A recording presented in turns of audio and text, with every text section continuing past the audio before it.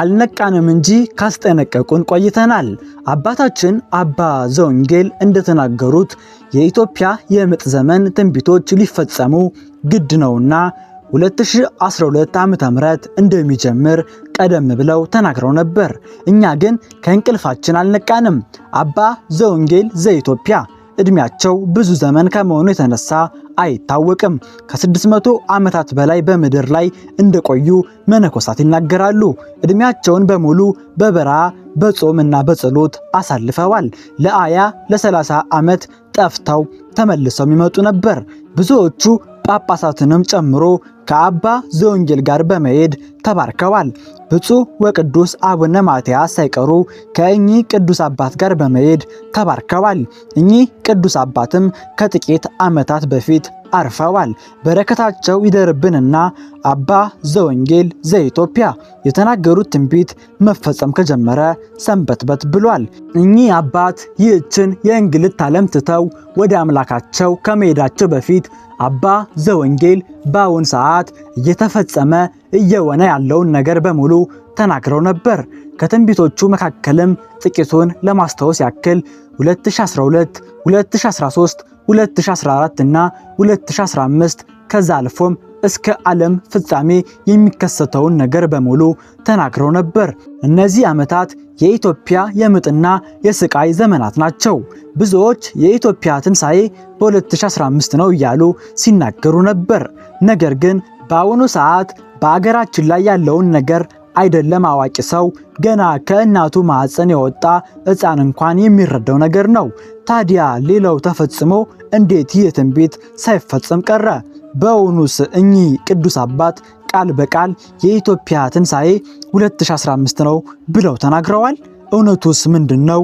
የዶክተር አብይ መጨረሻስ ምን ይሆን የሚለውን ቀጥለን እንመለከታለን።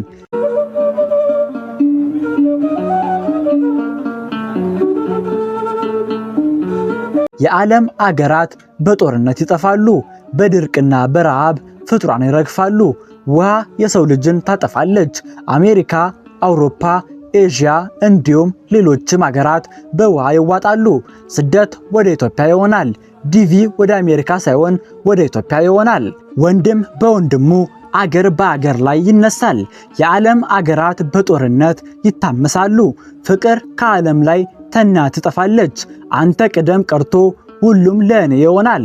ዓለምም በኃጢአት ከመቆሸሿ የተነሳ እግዚአብሔርን ትዳፈራለች። ዓመተ ምሕረቱ ባይጠቀስም በዘመነ ሉቃስ የተባረከ ሰው ከእግዚአብሔር የተቀባ ንጉሥ ይመጣል። ለሳምንት ያክል ዝናብ በምድር ላይ ይዘንባል። እንደ ጎርፍ የፈሰሰውን ደም አጥቦ ያስወግዳል። ምድር ትባረካለች። የተረፉት ሰዎች እርስ በርሳቸው ይዋደዳሉ፣ ይፋቀራሉ። ጠማማ ሰው አይኖርም። ስሙ በቴ የሚጀምረው የተባረከው ንጉሥም በፍቅር ለ40 ዓመታት ኢትዮጵያን ይመራል። አገሪቷን በዘንግ ለ40 ዓመታት የሚገዛ ንጉሥ ቴዎድሮስ ይሉታል። ይነግሳልም። የሚነሳውም ከምስራቅ ነው። በእርሱ ዘመን ስደት ወደ ኢትዮጵያ ይሆናል። አንድ እንጀራ ለ10 ሰው ይበቃል። በእርሱ ዘመን አይደለም የሰው የእንጨት ጠማማ አይኖርም። ኤርትራም ብትሆን ወደ እናት አገሯ ትመለሳለች። በአገሪቱ ላይም ፍቅርና አንድነት ይሆናል። ኢትዮጵያ እንደ ቀድሞዋ እጅግ ታላቅ አገር ትሆናለች። በእርሱ ዘመን የሚነሱትም ፓትርያርክ እጅግ የበቁና ገቢረ ተአምር የሚያደርጉ ይሆናሉ። በዚህ ሰው የንግስና ዘመን በአገሪቷ ላይ ፍጹም ሰላም ይሆናል። በኢትዮጵያ ላይም በረከት ይዘንባል። ከሌላው አገር ተለይታም የጥጋብና የበረከት አገር ትሆናለች። ስደተኞችን የምታስተናግድ የስደተኞች መጠለያም ትሆናለች። ለዘመናት ደም ሲቃቡ የነበሩት ኢትዮጵያና ኤርትራም አንድ ይሆናሉ። ሁለት ወንድማማች ሕዝቦች ወንድማማችነታቸውን አድሰው በሰላም በፍቅር ይኖራሉ። በዚያን ጊዜ የሚሾሙት ፓትርያርክ ሕዝቡን ከአምላኩ የሚያስታርቁ፣ አገርን በጸሎት የሚጠብቁ፣ ተአምር የማድረግ ጸጋ የተሰጣቸው ትልቅ አባት ናቸው። በ2056 ገደማ ሐሳዊ መሲህ ይመጣል። በአፋቸው እሳት የሚያወጡ በጅራታቸው እንደ እባብ የሚናደፉ ከወገባቸው በላይ ሰው የሚመስሉ ከወገባቸው በታች ግን አንበሳ የሚመስሉ ንጉሥ እስክንድር የዘጋባቸውን ማዕተም መልአኩ ያፈርሰውና እነዛ አስፈሪ ፍጡራን ወደ ምድር ይመጣሉ። በመጨረሻም እርስ በራስ ይጠፋፋሉ። 3 ዓመት ከ6 ወር ይነግሳል። ሕዝቡን ያስታል። ሞት ያላሸነፋቸው ስውራን አባቶች ሄኖክ፣ ኤልያስ እንዲሁም ሌሎችም ወደ ምድር ይመጣሉ። የተሳሳተውንም ሕዝብ ይመልሱታል። ሐሳዊው መሲህም በአደባባይ ይገላቸዋል። ከሞት ተነስተውም ወደ ሰማይ ያርጋሉ። ሕዝቡንም ይጨርሳል።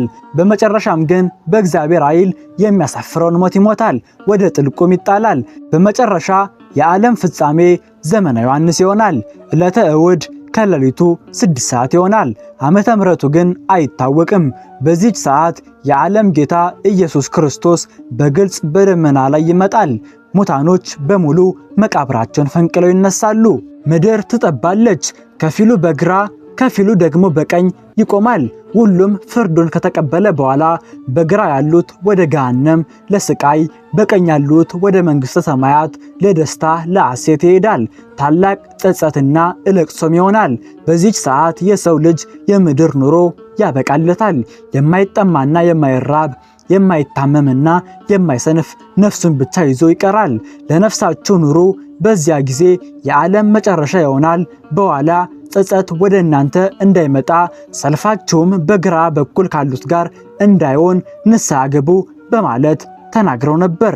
ታዲያ ሰዎችም ይህንን በመያዝ ነው የኢትዮጵያ ትንሣኤ በ2015 ነው ሲሉ የነበሩት።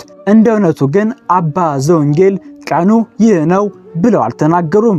ስሙንም ሙሉ በሙሉ ቴዎድሮስ ነው አላሉም። እሳቸው ያሉት ስሙ በቴ የሚጀምር ደግ ንጉሥ ይነግሳል ነበር ያሉት። ይህም ሆነ ያ ከመጥፎ ስራችን ተቆጥበን ወደ እግዚአብሔር እስካልቀረብን ድረስ ይህች ቀን እየተራዘመች መሄዷ የማይቀር ነው። ስለዚህም እንደ ነወቤ ሕዝብ ከክፋታችን በመመለስ ወደ ፈጣሪ እንጸልይ። መጥፎንም ነገር ከእኛ እንዲያርቅ አብስተን እናልቀስ። በሌላም በኩል በ2012 መድኃኒት የሌለው በሽታ እንደሚገባ በበሽታውም በርካታ ሰው እንደሚሞት ንስሐ ለመግባት እንኳን ቤተክርስቲያን መሄድ የማንችልበት ጊዜ እንደሚመጣ ንስሐ ለመግባትም ካህን እንደማናገኝ ቀደም ብለው ተናግረው ነበር። ረሃብ፣ የአንበጣ መንጋ፣ መድኃኒት የሌለውን በሽታ ይገባል ብለውም ነበር። እንዳሉትም ሁሉም ተፈጸመ። አንበጣውም በሽታውም ረሃቡም ተከሰተ። በኮሮና ምክንያትም ቤተክርስቲያን ዝግ በመሆኑ የአብይን ጾም ከቤታችን እንድንጾም ተገደን ነበር። ሁሉም ተከስቷል። ካሉትም አንድ ጠብ ያለ ነገር የለም። የዓለም አያሌ ሀገራትም በሽታውን ሊቆጣጠሩት ባለመቻላቸው የተነሳ በየቀኑ ሬሳ ሲቆጥሩ ተመልክተናል። የአንዱን ቀብር ሌላው አይደርስም የተባለውም በዚሁ ጊዜ ተፈጽሟል። ሌላው ቀርቶ የእነዚህ አያሌ ሀገራት መሪዎች ሳይቀር በሽታ ሲከሰት መድኃኒቱን ሰርተው ዓለምን ያድናሉ የሚባሉት ሳይንቲስቶችን ጨምሮ ከዚህ በሽታ ማምለጥ አልቻሉም ነበር። የእግዚአብሔር ስም የተመሰገነ ይሁንና እንዲያ የዓለም ሕዝብ ሲረግፍ በኢትዮጵያ ግን የከፋ ነገር አልተከሰተም። እነሱ በቤታቸው ተሸክፈው ያላመለጡትን በሽታ እኛ ግን በጥምቀቱ በመስቀሉ እየተሰባሰብን አንዳች ሳንጎዳ በበረሃ መንነው ባሉ አባቶች ጸሎት እና ልመና በቅድስት ድንግል ማርያም አማላጅነት ያን ሁሉ መከራ አልፈነዋል። ድርቁንም ረሃቡንም ባይናችን ተመልክተናል። እንደዚህም ሆኖ ግን እስካሁን ከእንቅልፋችን አልነቃንም። በእውኑስ ቴዎድሮስ ቢመጣ አሁን ያለው መንግስት እሺ በጄ ብሎ ይቀበለዋል ወይስ እንዴት ነው? የዶክተር አብይ መጨረሻስ ምን ይሆን? ቴዎድሮስ ከመጣ በኋላ አሁን ያለውን ስርዓት አፍርሶ ወደ ንግስና ስርዓት ላስገባቸው ቢል የሰው ምላሽ ምን ይሆናል? የሚሉትን ለነገ እየተውን ለእግዚአብሔር የሚሳነው ነገር የለምና እርሱ የሚያደርገውን ያደርጋል በማለት የዛሬው መርሃ ግብራችንን በዚሁ እናበቃለን። ለቻናሉ አዲስ ከሆኑ ሰብስክራይብ በማድረግ ቤተሰብ ይሁኑ። ቪዲዮንም ላይክ እና ሼር በማድረግ ለእህትና ለወንድሞቻችን እንድታዳርሱ በአክብሮት እንጠይቃለን። አበቃን። መልካም ጊዜ